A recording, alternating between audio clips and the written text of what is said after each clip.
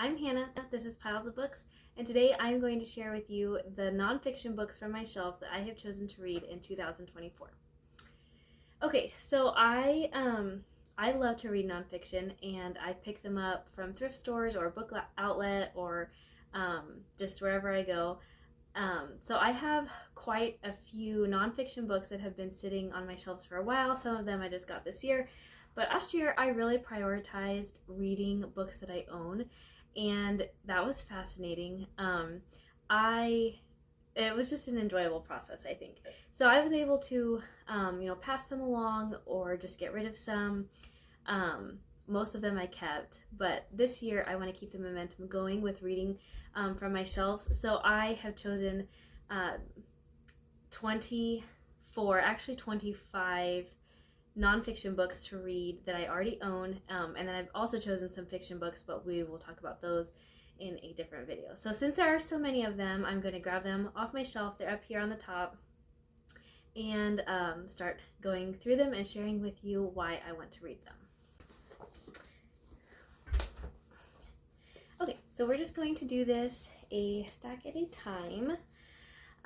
Now these are all nonfiction, but they are different subgenres of nonfiction, I guess. So there are some Christian living, some parenting, some homeschooling, some that's pretty much it, I think. So a few random things, but let's get into it. So the first one I have here is Keys to Understanding and Teaching Your Bible by Thomas E. Fountain. I don't know anything about this. We grabbed it from when my husband's grandma was downsizing her home. She was getting rid of a bunch of books, and I'm pretty sure that this was one of them. So I want to read that.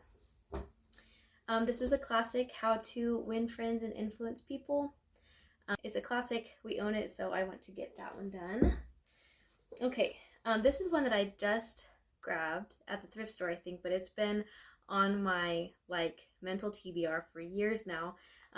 The Hurried Child, Growing Up Too Fast Too Soon by David Elkind. I am pretty excited about that one. Okay, The Common Rule, Habits of Purpose for an Age of Distraction. This is by Justin Whitmore Early. He wrote the book Habits of the Household that I read last spring. And then my husband read it. He just finished it here about a month ago, and we both really liked it. So when I saw this on a used book group, I grabbed that one. Okay, this next one is a little bit out of left field, I feel like, but this is my husband's book, and he really wants me to read it. He's wanted me to read it for a couple years, but I'm just now getting brave enough to do it. So it's this very old book. It's called, let's see.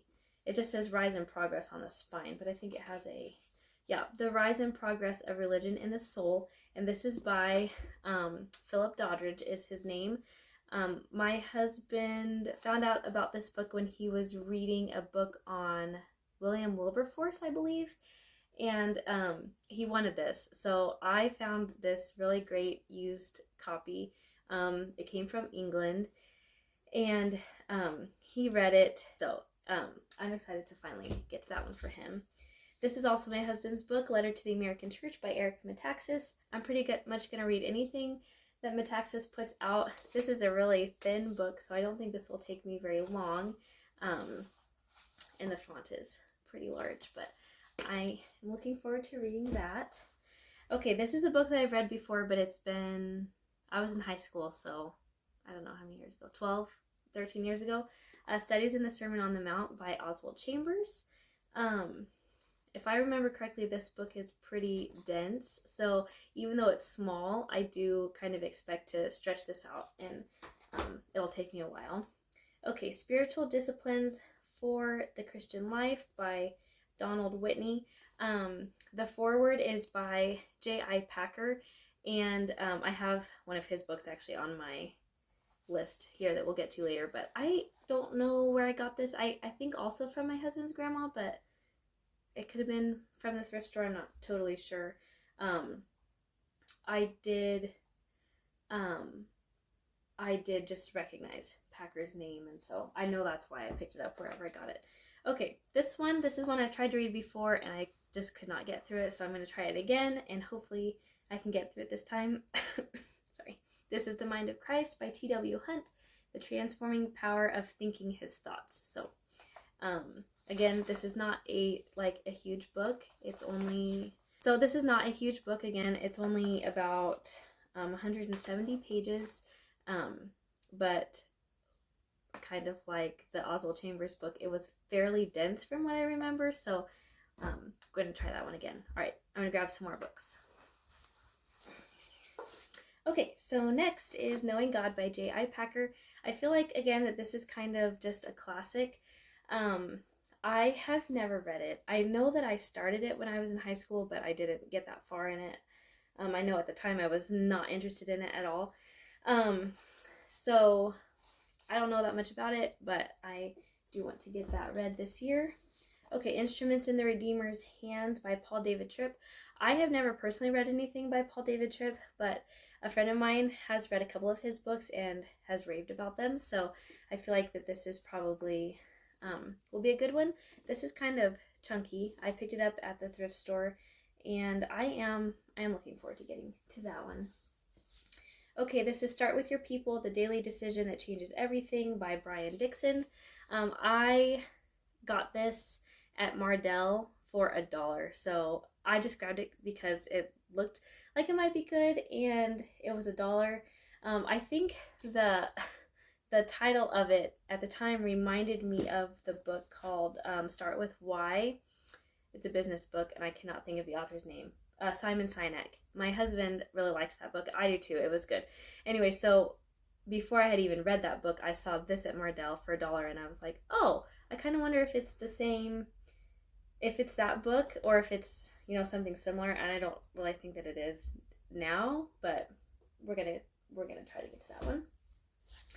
Okay, this is Brush Up Your Shakespeare by Michael McCrone, an infectious tour through the most famous and quotable words and phrases from the Bard. So this is not necessarily just like a sit down and read book, but this year I was reading through the book, or have been reading through the book, Shakespeare for Every Day of the Year. Let me grab it here.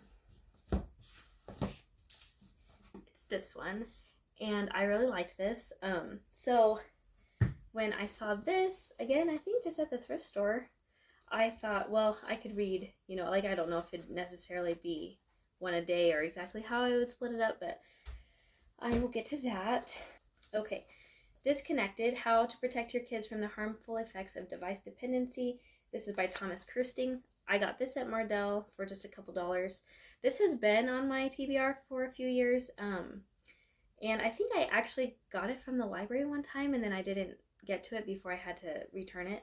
So I am looking forward to reading this. This is something that I really want to study this year, which is something I want to talk about in another video too, but just the way that our minds work on devices and screens and that sort of thing. Okay, Loving God with All Your Mind by Elizabeth George. I read, what is that book that I read of hers a few years ago? Was it A Woman After God's Own Heart? And I like that one. I had borrowed it from a sister-in-law at the time, but I own my own copy now. So I grabbed this, again, I think at the thrift store, and I'm excited to read that one. Okay, next is Meditating on the Word by Dietrich Bonhoeffer. My husband is a huge Bonhoeffer fan, and I bought this for him, I don't know, at some point, and I think he read it. I think he did. But I have not read it yet, so want to do that one. And then The Taste of New Wine by Keith Miller. This is kind of a tiny book. I do not know anything about this, but this I know came from my husband's grandma's house, so I'm going to try to read that one. Okay, and the last books I have here are Stepping Heavenward by Elizabeth Prentice, One Woman's Journey to Godliness. Again, I got this at Mardell for $1. I know that this is sort of a classic too. I actually don't know anything about it at all, but who was it? Somebody recently, I heard somebody talking about this, so I was excited to have found it. I don't remember who was talking about it, but whoever it was, I totally trust their opinion, and I was so excited to find it for $1. Okay, again, another one from Mardell. I might have a problem. This is How to Grow a Young Music Lover. Now, this, I feel like I have succeeded in this. All four of my children love music. But again, $1. So it's brand new. And I am an amateur musician, I guess you could say. So I am looking forward to reading through this, probably maybe like in the summertime, and then implementing some of the things in here in the next school year. Okay, Ruth Beachick's A Biblical Home Education. This book I have had on my TBR since my oldest, who is now 8, since like before he even started school. I mean, when he was a toddler, I wanted to read this book, and I think it must be out of print or something because I couldn't easily find it for a good price. But I found this on a used book group on Facebook a few months ago, so I bought it, and I have loved the other books of hers that I've read, so I am really anxious to get to that, and this will probably be one of the first ones of 2024. Okay, this book is More Charlotte Mason Education by Catherine Levison. I did not realize, I think that there were two, like a first and a second, so I got this for myself from, again, a used book group, and then I realized, oh, it's more, but then later on I found the first one, but I gave it away as a gift, so I'm going to borrow it from the friend that I gave it to, probably before I read this one, and I actually think that the first one is thinner than this, which is kind of funny to me, but, so I am really excited to read both of these, but we're just counting it as one. Okay, Common Sense Christian Living by Edith Schaefer. Again, I feel like it's a classic. I don't know where I got this. I have had it for ages, possibly even since before I got married. And I've been married for 10 years. I've had it for a long time. And I have started it multiple times, and for some reason, like, I just could not get into it. But I know that it's good, and I know that it will be worth my time. So I definitely plan to read this one soon. Okay, the last one I have is this little tiny book. It's called The Beauty of Motherhood, and it is a collection of poetry. So again, this is probably something like I'll just put with my, my daily, like I like to have daily devotionals or things like that to read through the year, so I'll probably just put this with that, but I am counting it with these nonfiction books that I plan to read. Okay, so there are 25 books here. My plan is basically to just read like 2 a month. And then, like I said, I know that there's a couple that I'm stretching out through the year, so that should work out fine. I should totally be able to do that.